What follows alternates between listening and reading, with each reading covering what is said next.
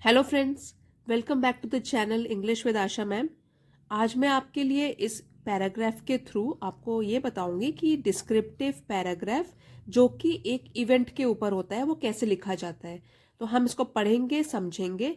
आप भी अपने फ्रेंड्स के साथ और स्कूल मेट्स के साथ या तो स्कूल में, कॉलेज में कभी ना कभी एजुकेशनल टूर पे गए होंगे। वही एक इवेंट है जिसको हम अपने वर्ड्स में डिस्क्राइब करेंगे और सीखेंगे किस तरीके से डिस्क्रिप्टिव पैराग्राफ लिखते हैं जो कि एक इवेंट के ऊपर बेस्ड होता है। वोकैबलरी किस तरीके से सिलेक्ट करनी चाहिए हमको और कैसे सेंटेंस फॉर्मेशन करने चाहिए। तो ये शुरू करते हैं। इसकी हेडिंग है an enriching educational tour. Now an क्यों लिखा गया है यहाँ पे? क्योंकि जो इसका वर्ड है इसके आगे वाला, उसमें जो फर्स्ट लेटर है वो वॉवल साउंड प्रोड्यूस कर रहा है। AEIOU ये हमारे वॉवल्स होते हैं और इनका अगर साउंड होगा तो अगर हमको आर्टिकल लिखना है तो एन आर्टिकल लिखते हैं। ए एन द में से एन आर्टिकल यूज कर सकते हैं। तो एनरिचिंग मीन्स जो हमारे ज्ञान को बढ़ाए, नॉलेज को बढ़ाए, उसको कहते हैं एनरिचिंग। और एजुकेशनल शिक्षा से संबंधित, टूर हो गया यात्रा। एंड एनरिचिंग एजुकेशनल टूर एक शिक्षा संबंधित जो यात्रा थी जो हमारे लिए बहुत ज्ञानवर्धक भी थी। ये हमारे पैराग्राफ की हेडिंग है। आइए अभी शुरू करेंगे। Travel and tour provide excellent recreation. अब आपको पता होना चाहिए ट्रैवल और टूर में डिफरेंस क्या है। वैसे तो लगभग एक जैसे ही हैं, लेकिन जो ट्रैवल है, अगर स्पेसिफिक कोई पूछे क्या डिफरेंस है ट्रैवल और टूर में, तो क्या है? ट्रैवल जो होता है वो होता है movement from one place to another for any purpose. किसी भी पर्पस के सिलसिले में हो सकता है ये, एक जगह से दूसरी जगह में हम जाएं। जैसे कि ये हमारा बिजनेस पर्पस हो सकता है, या हो सकता है हम सिर्फ घूमने फिरने के लिए जाएं। तो कोई भी पर्पस, एक जगह से हम दूसरी जगह जब ट्रैवल करते हैं किसी पर्पस से, वो कोई भी हो सकता है। लेकिन जो टूर होता है वो सिर्फ घूमने फिरने के लिए होता है। तो टूर क्या हो गया? जनरली घूमने फिरने के लिए। यहाँ पे एजुकेशन हो गया, घूमने फिरने के साथ साथ हमारा ज्ञान भी बढ़ रहा है। And tour provide excellent recreation. Travel और टूर जो ये प्रोवाइड प्रदान करता है हमको एक्सीलेंट रिक्रिएशन। एक्सीलेंट मीन्स बहुत ही अच्छा, सबसे अच्छा। और रिक्रिएशन हो गया मनोरंजन का तरीका या अपने मन को बहलाने का तरीका। तो कौन से हैं मन को बहलाने के सबसे बेहतर उपाय? वो है या तो ट्रैवल या tour. Travel and tour provide excellent recreation. Recreation अच्छा वर्ड है, ये आप डे टू डे भी यूज कर सकते हो। आपने पढ़ा भी होगा। Tell me about any recreational activity. जो आप रिक्रिएशनल एक्टिविटी करते हो अपने फ्री टाइम में, तो क्या हो गया रिक्रिएशन? मन को बहलाने वाली। An educational tour adds instructional value to enjoyment. फिर से एन है क्योंकि यहाँ पे एजुकेशनल है जो कि वॉवल साउंड है। A is a vowel sound.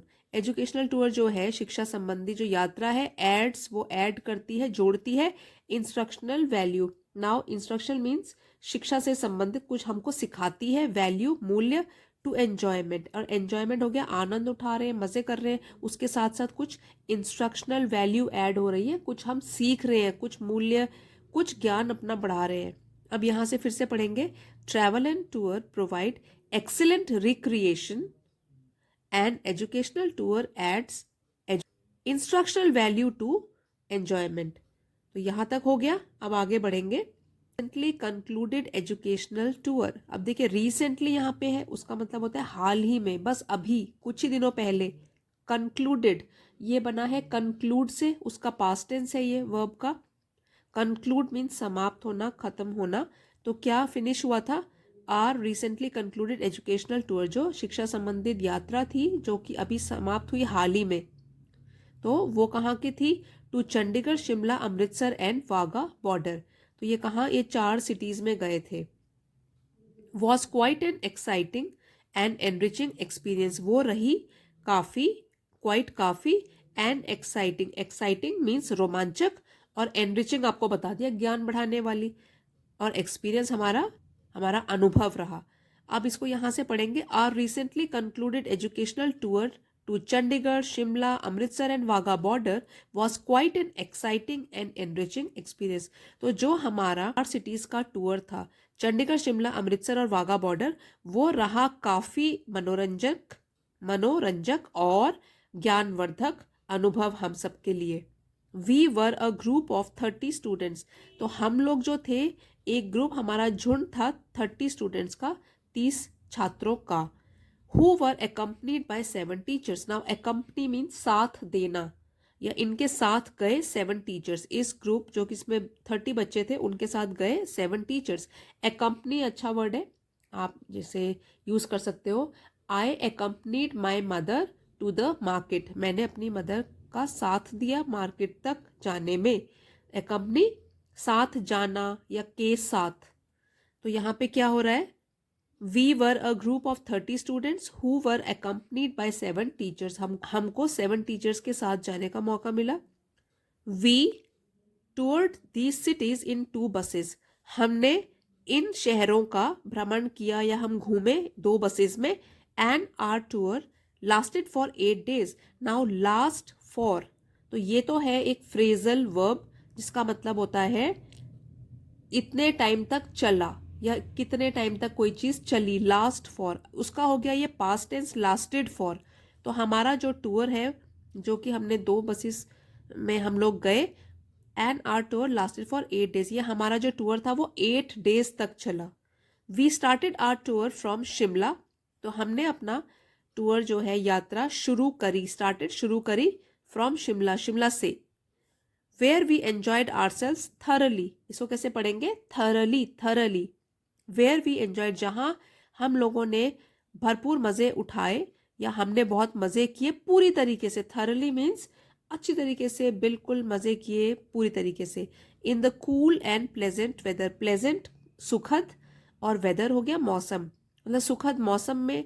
इस ब्यूटीफुल हिल स्टेशन, इस सुंदर हिल स्टेशन में हमने क्या किया, पूरे मजे किए। यहां से फिर से पढ़ेंगे। We started our tour from Shimla where we enjoyed ourselves thoroughly in the cool and pleasant weather of this beautiful hill station. यहाँ एक और चीज का ध्यान रखना है, ये वाला जो वेदर है WEATHER, इसका मतलब होता है मौसम। एक और वेदर होता है WHETHER, उसका मतलब होता है और या।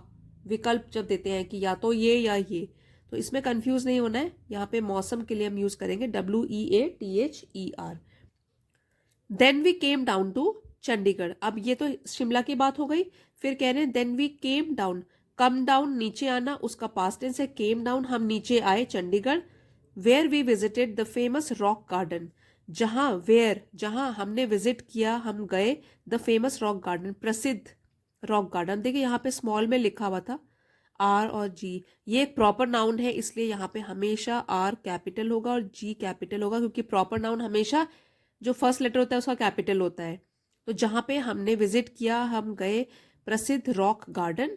फिर है द लेक। अब लेक यहाँ पे कोई भी लेक है, नाम नहीं दिया है उसका। अगर हम बोलते सुखना लेक तब हम एस कैपिटल लिखते। तो यहाँ पे तो लेक है कि झील गए।